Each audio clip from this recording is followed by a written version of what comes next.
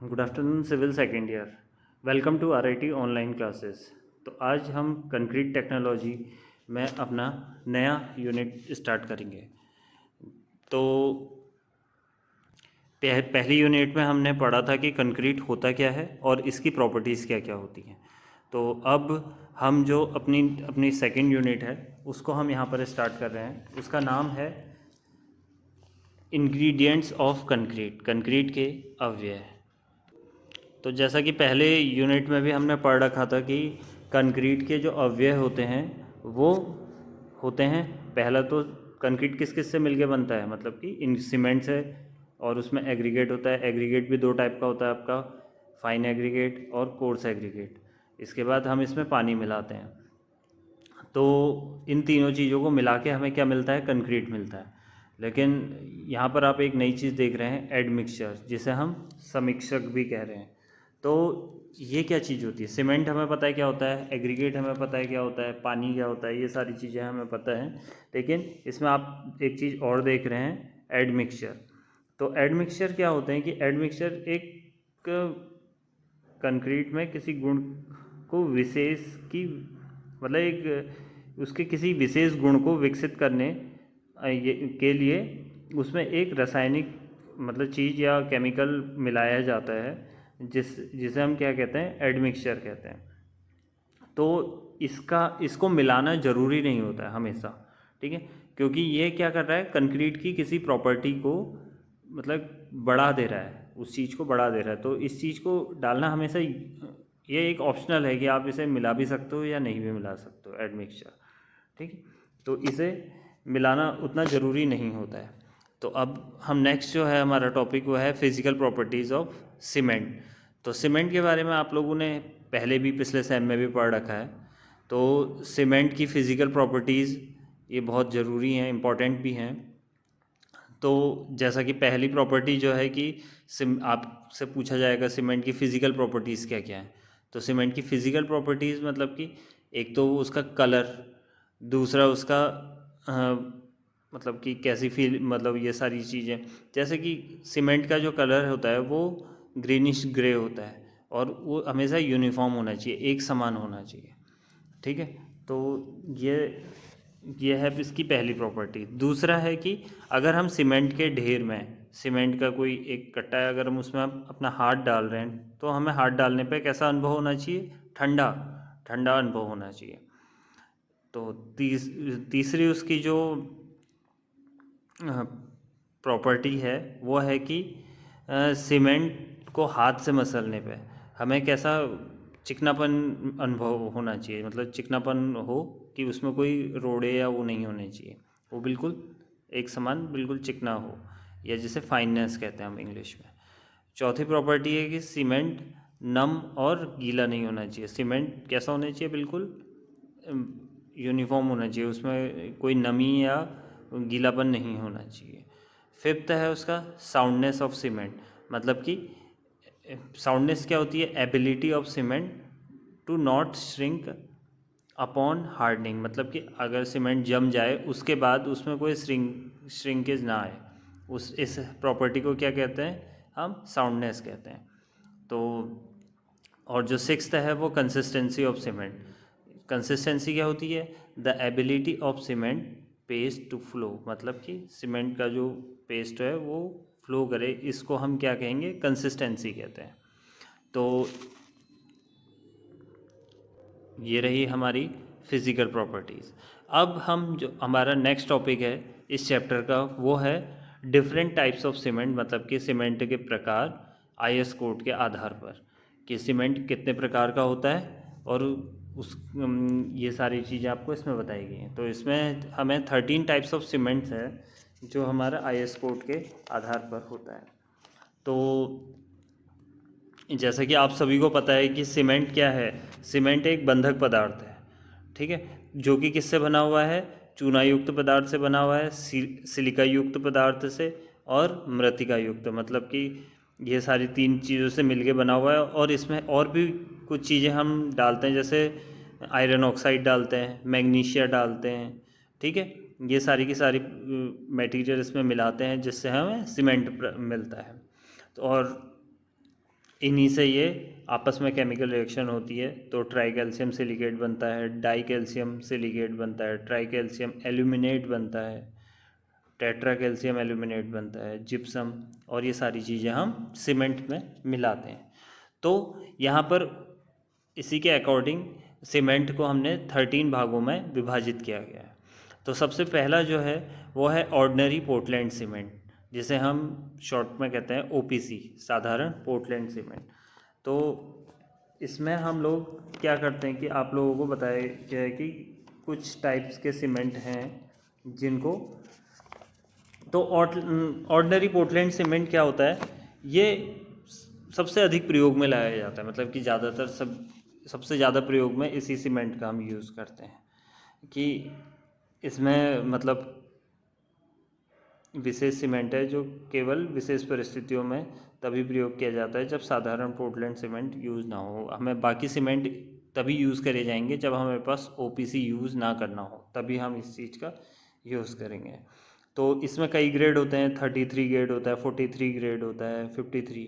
अब ये क्या है, मेगा पास्कल में इसके ग्रेड हैं जो इसकी क्या दिखा रहे हैं, कंक्रीट की सामर्थ्य दिखा रहे हैं। तो जितनी ज़्यादा सामर्थ्य होगी उतना अच्छा ग्रेड होगा। तो यही सारी चीज़ें हैं ऑर्डिनरी पोर्टलैंड सीमेंट में। इसके बाद जो नेक्स्ट है हमारा वो है रैपिड हार्डनिंग सीमेंट। तो रैपिड हार्डनिंग सीमेंट क्या होता है, जैसे नाम से पता चल रहा है कि जल्दी कठोर होने वाला होता है ये सीमेंट, ठीक है। तो जैसे कि कहीं पर युद्ध चल रहा है, उस समय सड़क बनानी है, पुल बनाने हैं, तो उस समय हम येलो सीमेंट यूज़ करते हैं। तो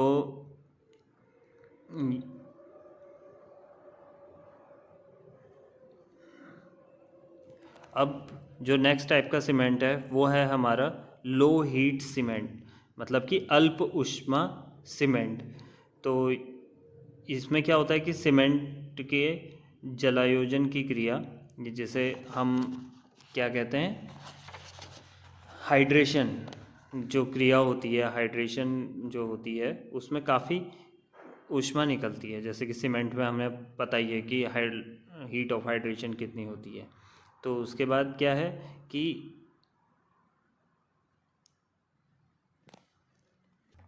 तो लो हीट सीमेंट का हम लोग यूज़ करते हैं, क्योंकि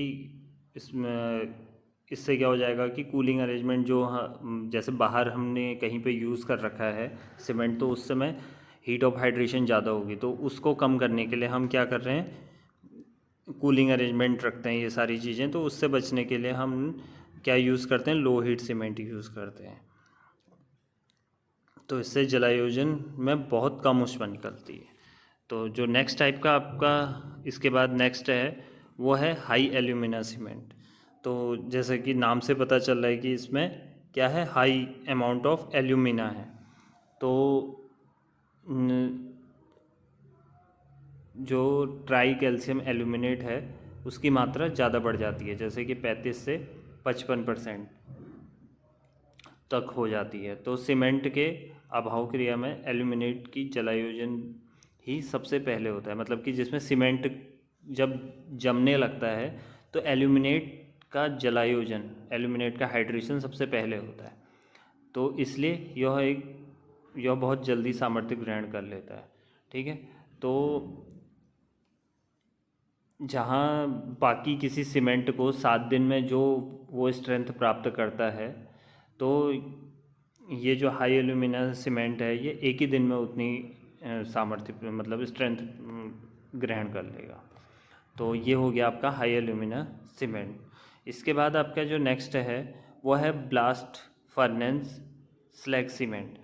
अब ब्लास्ट फर्नेंस स्लैग सीमेंट क्या है कि जैसे कि हम पिग आयरन, आपने नाम सुना होगा, पिग आयरन, कच्चा लोहा, उसको जब हम उसका उत्पादन करते हैं या जब हम उसको बनाते हैं उस टाइम पर बहुत सारा स्लैग निकलता है, ठीक है। तो ये वेस्टेज होता है उस चीज़ का। तो उसको हम लोग क्या करते हैं, जनरली उसे फेंक देते हैं।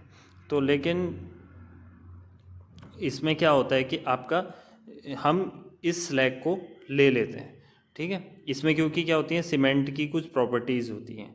तो इसी को हम क्या कहते हैं, स्लैग कहते हैं। तो ये एक वेस्ट मटेरियल होता है, तो इससे क्या हो जाता है, सीमेंट की कॉस्ट कम हो जाती है क्योंकि हम वेस्ट मटेरियल को यूज़ में ला रहे हैं। तो इससे सीमेंट क्या हो जाता है, यूज़फुल हो जाता है। इसके बाद है आपका क्विक सेटिंग सीमेंट, मतलब शीघ्र जमने वाला सीमेंट। जैसे कि नाम से पता चल रहा है कि जल्दी जम जाएगा जो सीमेंट, उसे हम क्या कहते हैं, क्विक सेटिंग सीमेंट कहते हैं। तो इसका जो इनिशियल सेटिंग टाइम और जो फाइनल सेटिंग टाइम आपने नाम सुना होगा वो कम होगा। जैसे इसका इनिशियल सेटिंग टाइम 5 मिनट से भी कम का होता है और इसका जो फाइनल सेटिंग टाइम है वो 30 मिनट से कम का होता है। तो इसे हम कहते हैं quick setting time, quick setting cement. तो इसमें क्या होता है, जो जिप्सम होता है, जिप्सम की मात्रा से जो नेक्स्ट है हमारा वाइट एंड कलर्ड सीमेंट है। तो जो इस आपका जो कलर होता है वो किससे आता है, आयरन ऑक्साइड की मदद से आता है, उसकी उपस्थित होने के कारण आता है। तो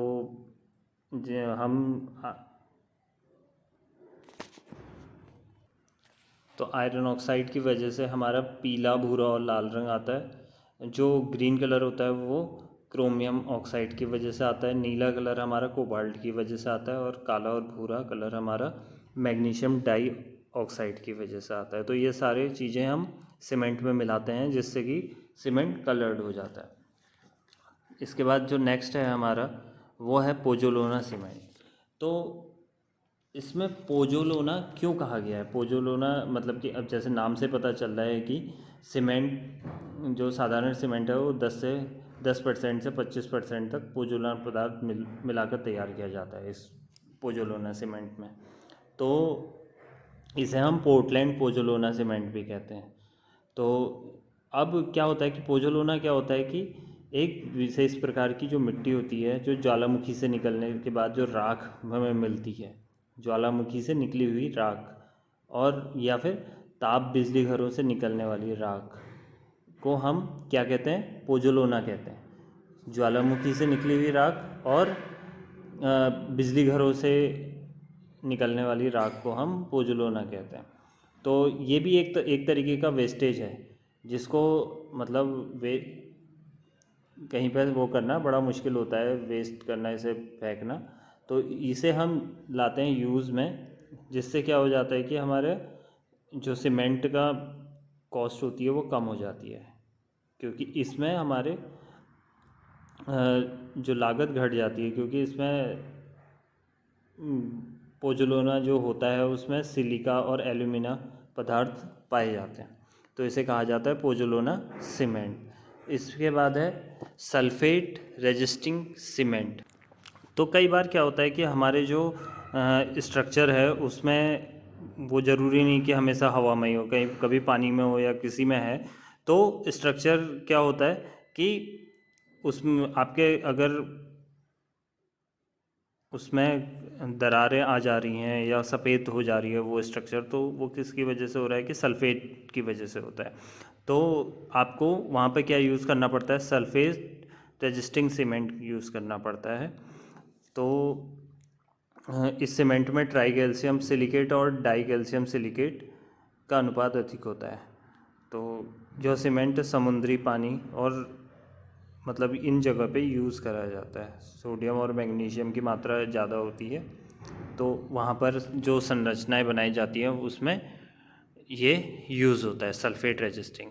एक्सपेंडिंग जो नेक्स्ट है हमारा है वो है एक्सपेंडिंग प्रसारक सीमेंट। इसमें क्या होता है कि आपका सीमेंट मतलब ज़्यादातर सीमेंट में जमाव के समय संकुचन होती है, मतलब कॉन्ट्रैक्ट हो जाता है, तो जिससे दरारें पड़ जाती हैं, सीमेंट में दरारें पड़ जाती हैं। तो इसको रोकने के लिए हम लोग क्या करते हैं कि कुछ प्रसारक तत्व जैसे इसमें यूज़ करते हैं, सल्फो एल्यूमिनेट आदि को प्रयोग किए जाते हैं, जिसको हम दरारों में भर देते हैं। दरारों में भरने के बाद क्या होगा, एक्सपेंडिंग सीमेंट जो होगा वो फैल जाएगा, जिससे कि दरार पूरी तरीके से भर जाएगी। तो ये एक अच्छी सील का कार्य करता है। तो ये हो जाएगा आपका एक्सपेंडिंग सीमेंट। इसके बाद है हाइड्रोफोबिक और वाटर रिपेलिंग सीमेंट। तो ये एक ऐसा सीमेंट है जिसकी वो मतलब इसकी प्रमुख एक विशेषता है कि ये वाटर को रिपेल करता है। तो हम इसको जब हमारे जैसे बारिश वारिश का टाइम भी हो रहा है उस टाइम पे भी हम इसका ट्रांसपोर्टेशन कर सकते हैं। तो ये होता है हमारा वाटर रेजिस्टिंग या हाइड्रोफोबिक, नाम से पता चल रहा है हाइड्रोफोबिक होता है।